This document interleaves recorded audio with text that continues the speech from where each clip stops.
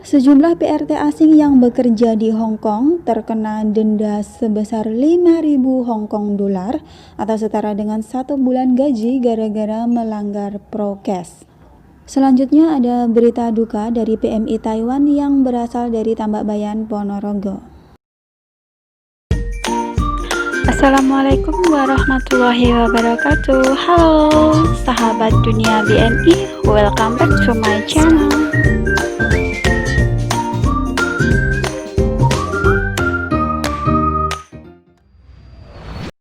Hayo, di antara sahabat dunia BMI, adakah yang kena denda saat liburan? Lumayan gede loh guys, 1 bulan gaji 5.000 Hong Kong dolar. Wow. Seharusnya teman-teman PMI yang bekerja di Hong Kong sudah pada tahu ya peraturan atau protokol kesehatan yang berlaku di Hong Kong saat ini. Tapi sayangnya masih ada aja yang melanggar. Kasihan banget guys, kasihan, sayang banget uangnya. 5.000 Hong Kong dolar loh diberikan Pak Polisi. Kan aduh, heman-heman.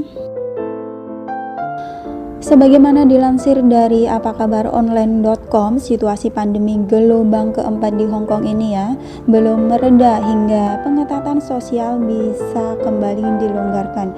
Jadi peraturan masih sama. Serangkaian razia rutin di berbagai sudut Hong Kong terus dilakukan aparat penegak hukum dalam rangka menegakkan aturan pengetatan sosial atau protokol kesehatan.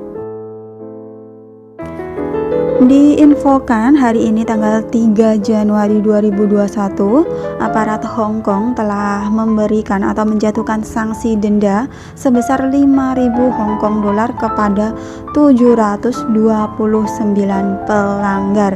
2 hari guys, terdapat 729 pelanggar. Dan dari 729 pelanggar yang kena denda tersebut, terdapat 75 PRT asing dari berbagai negara asal yang tertangkap basah oleh petugas di berbagai titik juga dikenai denda sebesar 5.000 Hong Kong dolar karena melanggar prokes. Kepala Sekretaris Administrasi Hong Kong, Zhang Jianzhong, menyatakan meskipun jumlah kasus baru beberapa hari belakangan terpantau mengalami penurunan, seperti hari ini hanya ada tambahan 1 kasus guys di Hong Kong, namun kemungkinan untuk kembali meningkat akan tetap ada jika lengah dan protokol kesehatan tidak ditegakkan. Iya guys, benar, apalagi ini tuh musim dingin ya. Tahun ini musim dinginnya terasa dingin banget ya di Hong Kong. Dan musim dingin itu cepet banget perkembangan biakan dari flu. Makanya buat teman-teman PMI Hong Kong, jaga diri baik-baik, jaga kesehatannya ya guys, karena musim dingin ini ekstrim banget di Hong Kong. Jangan sampai demam ya guys. Dan diinfokan juga beberapa pusat karantina saat ini telah diperbesar kapasitasnya agar semakin memadai untuk mengendalikan penyebaran wabah corona di Hong Kong.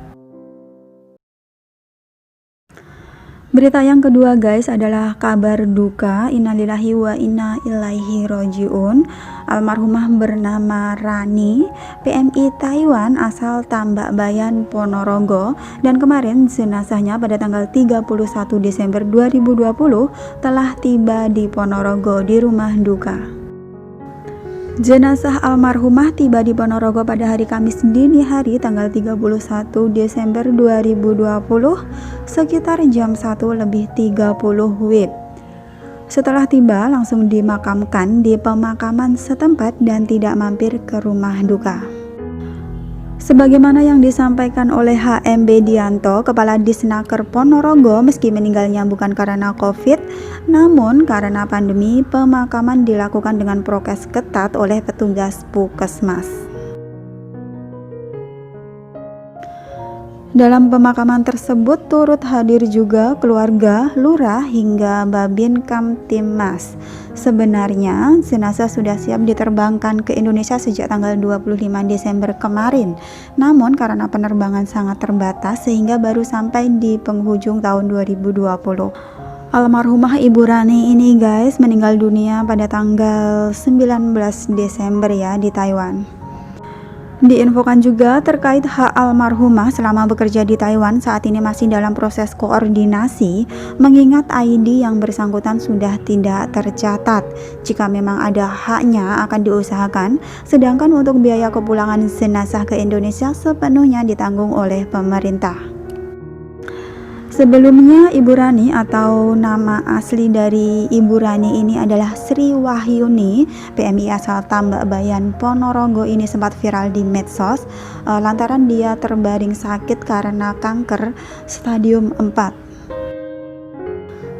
Bahkan sebelumnya juga sempat membuka donasi ya untuk pengobatan Ibu Rani di Taiwan ini.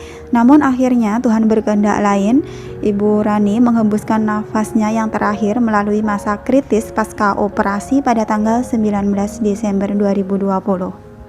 Kasus dari Ibu Rani ini di Taiwan ditangani oleh Faisal So, di mana sebelumnya ia akan diterbangkan, namun karena kondisinya saat itu drop, akhirnya dilarikan ke rumah sakit dan beberapa hari kemudian meninggal dunia.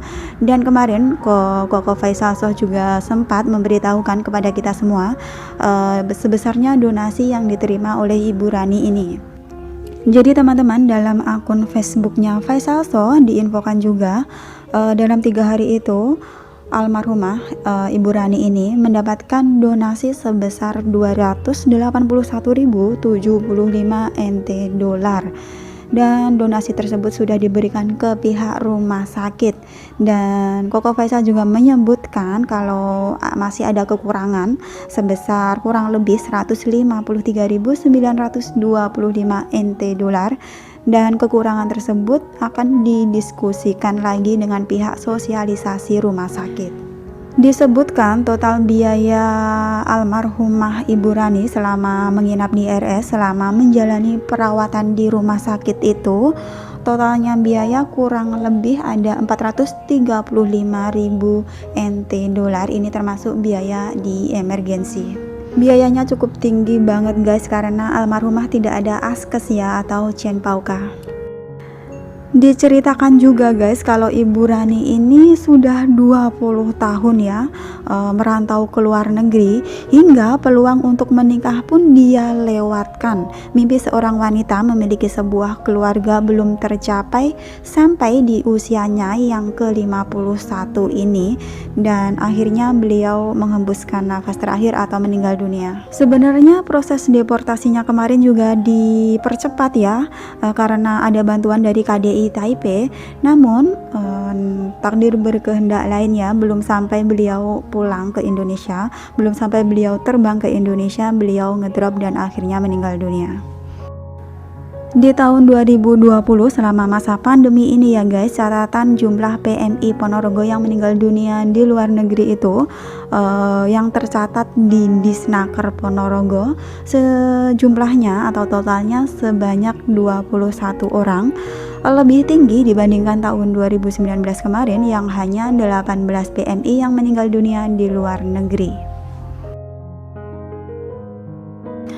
Kami dari channel Dunia BMI turut berduka cita yang sedalam-dalamnya atas meninggalnya Ibu Sri Wahyuni atau Ibu Rani. Semoga almarhumah husnul khotimah, Allah mengampuni segala dosa-dosanya dan ditempatkan tempat yang baik di sisinya. Dan semoga keluarga yang ditinggalkan diberi ketabahan, keikhlasan dan juga kesabaran. Amin, amin ya robbal alamin. Thanks for watching and see you next video.